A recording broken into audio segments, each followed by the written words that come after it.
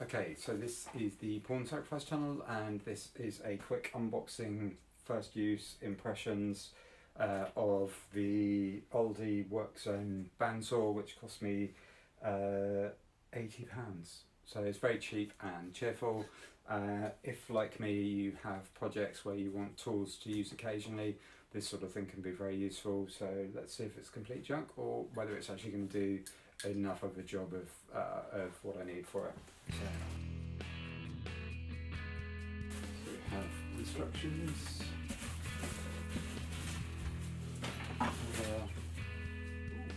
There's a thing. We'll find out what that is in a minute. What else we got? Oh, nice. It does actually come with some tools, presumably what I'll need to be putting this together. And it seems to be mostly assembled, which is a good thing. Which way? Seems to be a tool of very few parts. Blade is already in this. What have we got? We have, so it's 350 watt motor. Saw band width is 3.5 to 12 mil. Saw band length 1400 mil.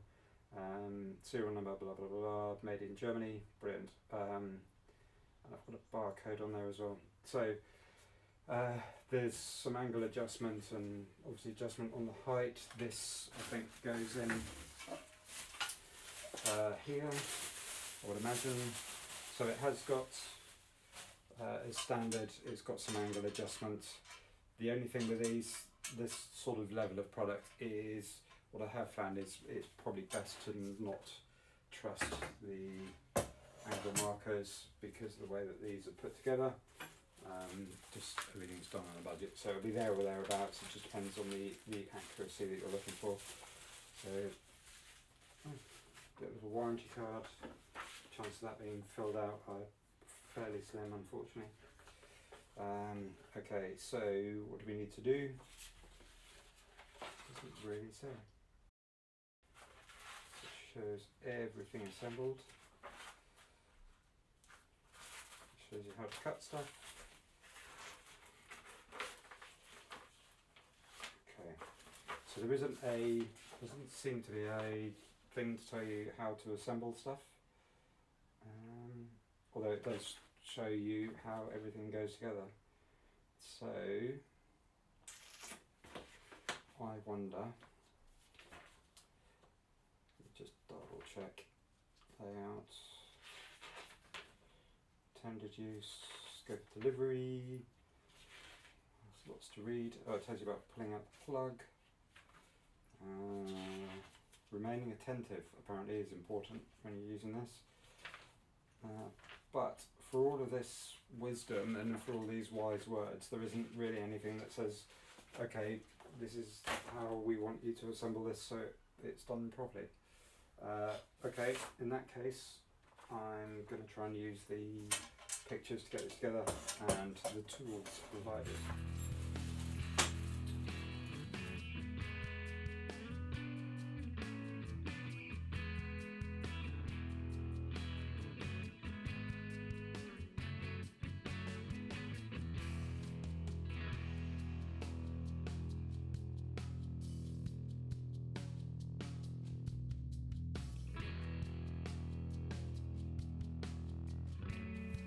So this bit here is obviously designed to keep everything where it's supposed to be, but there is a bit of play there, and that is as well, I think. Yeah, I mean that's rubbish.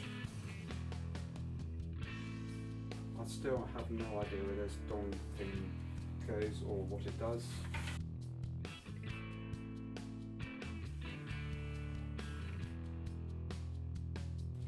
Got a little brush. Probably shouldn't have sounded so excited at that. Okay, so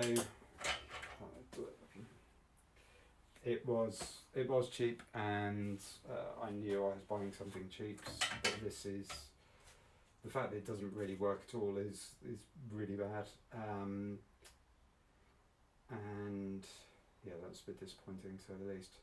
So there's the height adjustment there,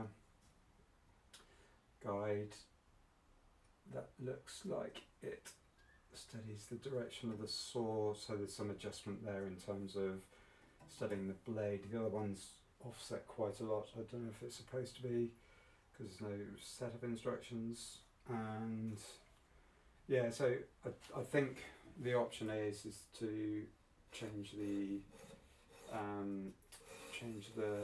saw there, or the blade, that at least flows nice and freely. So there's a little picture on here that says read the instruction manual, and yet it doesn't actually really tell you anything helpful other than to be alert and pay attention.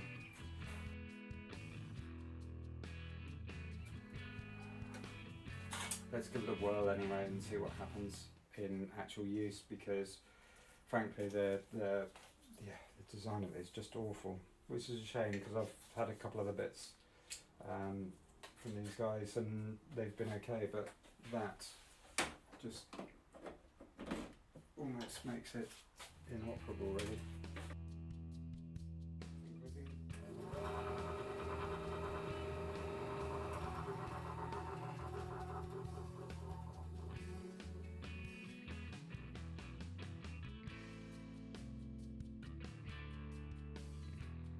Right, so bang on the money for 45 degrees.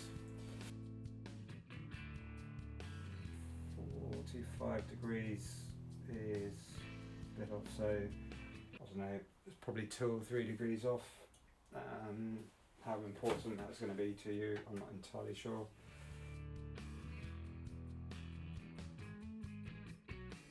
So what I'm going to do, first test is a piece of wood, and I'm only going to aim to shave a small amount of this. Shave a small amount of everything I'll do.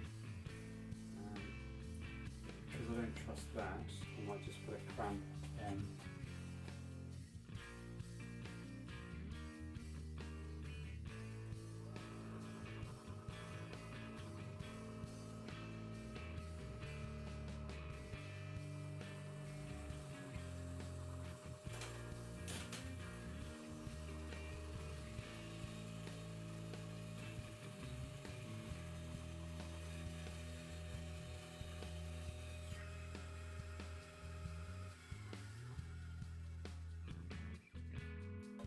So as far as wood's concerned, it does a very nice neat cut.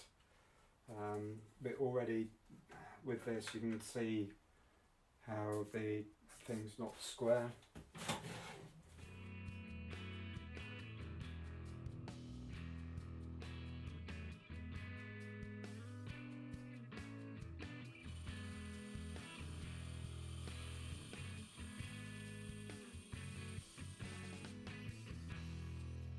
So again, nice clean cut, or cleanish cut, but it's a bit wavy and a bit wonky because, well, this was snagging on here. So let me try this again and see if it works any better with a clean style. So that was a lot better, went through a lot more smoothly.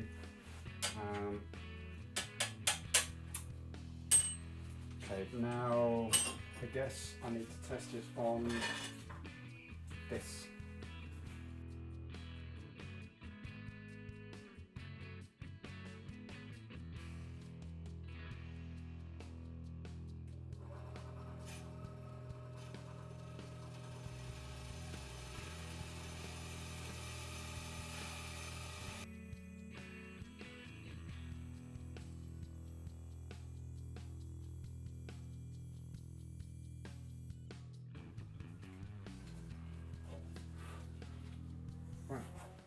So, from that respect of the actual cutting, I'm quite pleased with that. I wasn't expecting it to work quite as well as it did.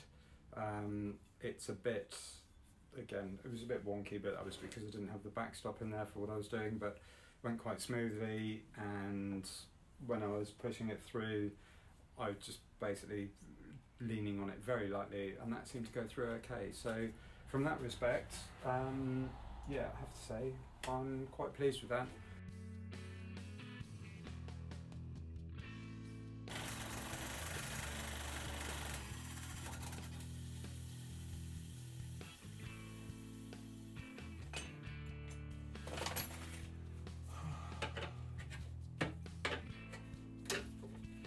Some more dramas with the bandsaw. Basically this belt keeps coming off, and while I would probably be cursing this out for being a cheap bandsaw, apparently this does tend to happen. So what I'm going to try now is just pop a little bit of double-sided tape on, just to help hold the belt in there, and then see if that works. Okay, so that is my Workzone bandsaw from Aldi. It cost me £80, so I'm guessing probably somewhere between 95 and 100 American dollars. I would imagine that this is similar to a lot of these sorts of things at this price point. Sort of harbour freight, I would imagine, would be similar in America, those sorts of things. Am I happy with it? It's hard to say. I mean, in terms of cutting out these sorts of things, actually it works, it's reasonably precise. It's a lot better than using the grinder with the aluminium cutting disc on it, mostly because it makes a lot less mess, it's a lot less noisy, and generally just less offensive all round. The thing that I did find was it was okay cutting sort of reasonably, and it did cut reasonably precisely, to be fair, but at the same time, if you're going to be wanting to do little intricate things, you're probably going to need something a bit more expensive, I would imagine. The main issue that I had with the actual operation of the whole thing, aside from the fact this stupid thing didn't really have any decent instructions with it, is this business of what's known as the tyre, as I've now discovered, coming off. And that is fairly common, so it's annoying, but I can't really hold that against it if it's doing it to more expensive machines as well. I haven't yet obviously tried it with other blades. The biggest problem with it is, well, the precision of the tilting tray, in terms of how precise that is. Just be prepared to use external equipment with it to get everything, and same as obviously trying to get this squared away and level, and then having to use the spring clips to actually get it to stay and hold itself in place, which is a massive nuisance really. So yeah, I wouldn't say I'm entirely happy with it. I mean, it's certainly delivered what I needed to in terms of cutting things out, and doing it a lot neater, a lot easier than actually using the cutting disc. So for that, in that sense, yes, if I get a bunch more goes out of this and it cuts stuff reasonably accurately, then I'll be happy with that. It was a bit more difficult when it came to cutting up the pipe, just in terms of actually holding it and positioning it. So yeah, it's okay, I guess. Anyway, that's that for that little review. Just if you're going to buy one, just bear in mind everything I've said and everything you've seen, and hopefully we'll get back now to building more car stuff. Cheers.